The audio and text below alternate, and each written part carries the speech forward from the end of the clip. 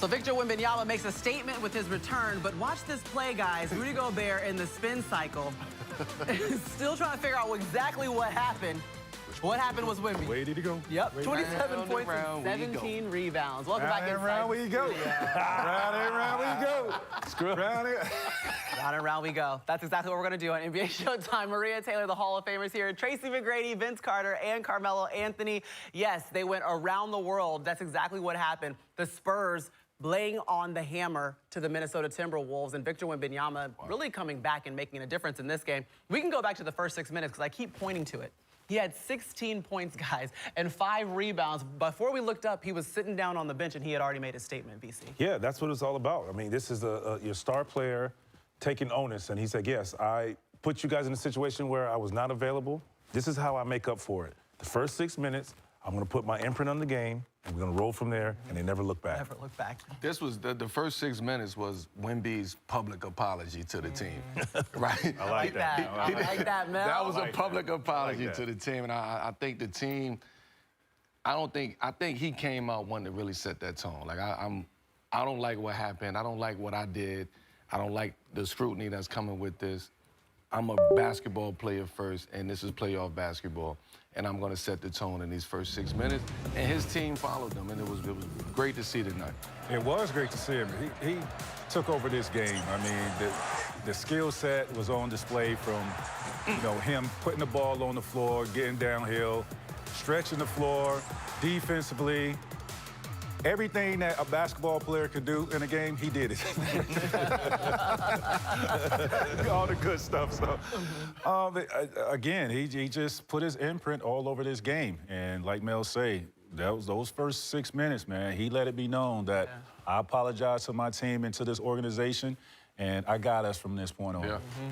Can we give some love to Keldon Johnson? Let's do it. Big time. 21 points off the bench for Keldon Johnson. The most he's ever scored in a playoff game is 11 points. He's in his 7th season, but he was huge, full of energy, added exactly what they needed off the bench. That's it. He found his way, 8 for 11. I mean, just efficient, continued to attack. Early, he didn't see the ball go in, but he was still in attack mode. And how do you do that? Go rebound, make plays, hustle plays, run the floor. And he started just to see the ball go in.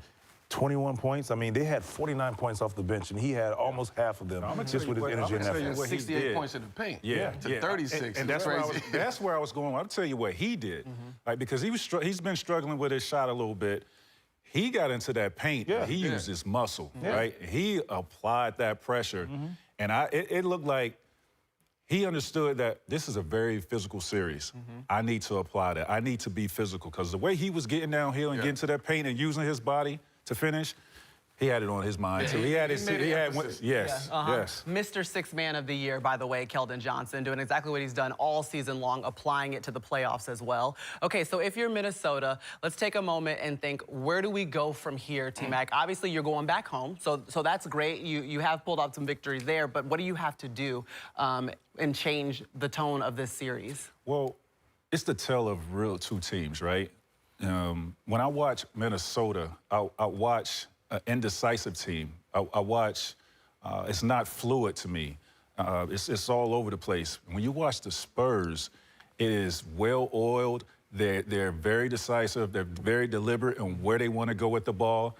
Minnesota, on the other hand, it's all over the place. It's sporadic. So for me, it's like, if Ant-Man is not having a good game, who's going to step up for Ant-Man? And we haven't figured out who that guy is consistently. We know who can step up for San Antonio.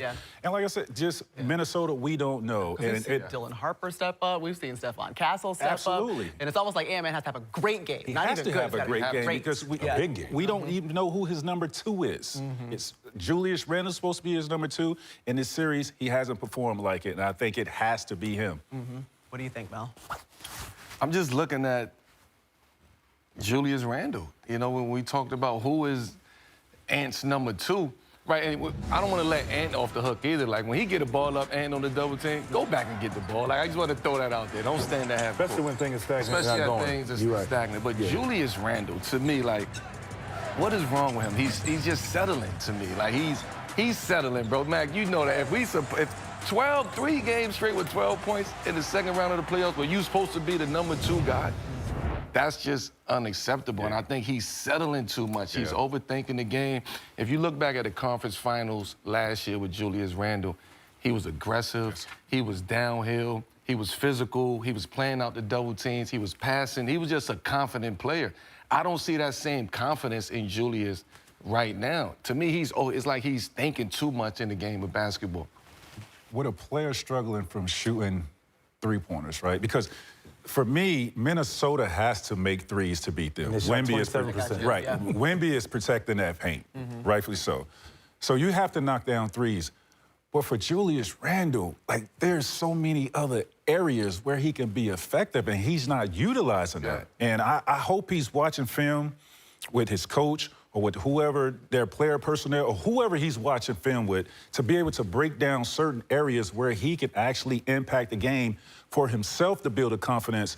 Because, yes, he could stretch the floor, and he could keep Wemby honest, right, keeping him away from the basket. So he has to find that way. Okay, I'm just hearing that Dylan Harper is sitting down, the rookie who has been amazing off the bench. He gets to join NBA Showtime. Hey, Dylan, let's just start with this being your first playoffs. You're a rookie, but you have seemed so poised throughout every single game. Just walk me through your mindset and the way you've been attacking the postseason. I mean, the biggest thing for me is just be me. I think coming into the playoffs, it was more like, obviously, it's the biggest stage of basketball, but how do I just have that same mentality coming in every game? And I think I'm doing that well. Deal Mac here. So you got 2 grades right there on the left side. You got, Come on, man. You getting stressed out. Come on, man. It's been a long year. So as a rookie, man, you're not playing like a rookie in these playoffs, and this is high-level basketball. Tell us where you get that swag and that confidence from. I think just being in the gym all the time, I think that's where my confidence comes from. And I think the swag, I was kind of just born with it, to be honest. I think it's just what I carry myself. I always try to be the hardest worker, and I think that in moments like this, I think it pays off. Dylan, this is VC here. It seems like you've taken the Manu Ginobili 6-man role to where you come in the game and you change the pace, make the difference, or whatever the case may be. Talk about that. Like, you ready to go as soon as you step into the game? Yeah, I mean, I sitting on the bench, I mean, I just try to figure out what the team needs and what the game is calling on me for. So I feel like today was more just physicality, rebounds, and pushing the pace and finding my guys. But every game, you know, is something different. And I mean, me, KJ, Luke, first 3 come in, I feel like we do a great job of just bringing the energy up. You spoke about IQ and just sitting on the bench and trying to just watch the game and see what goes on. You 20 years old, man, in your first NBA playoff series. Your dad got 5 rings. Your mom played in college. Your big brother's in the league. Like, do these moments, how much of what you what we're watching right now is just everything that they prepared for you? Or they prepared you for it? Yeah, I mean, they had me in the gym forever since I was born. I mean, I kind of been around the game for a long time. And, I mean, like you said, my dad got 5. I'm trying to go chase me and get me a couple rings too. So I mean, I think it's always competitive in the family, no matter what. Yes, sir. But I think that's just the greatest part about my family is that we just so competitive, and I think everyone embraces and love each other. But I feel like we all got that little edge to each other. I have another question. This VC again. In preparation for this game, we knew Wemby was going to come out ready to play and fired up, but you also knew the level of physicality was going to go up another notch. How were you guys able to play the game under control and poised and support Wemby with that? Because you noticed there was a lot of pushing around, but everybody still stayed under control and poised. How were you guys prepared for that?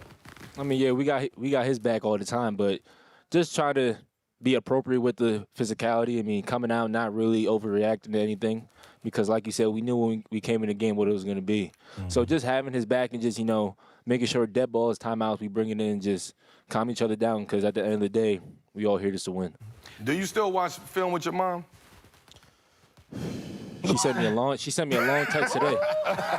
She sent me a long text today. Okay. But yeah, I mean, definitely when we get the chance in the summertime, things like that. She definitely come to the gym, you know, talk the whole time. But I mean, that's motherly love.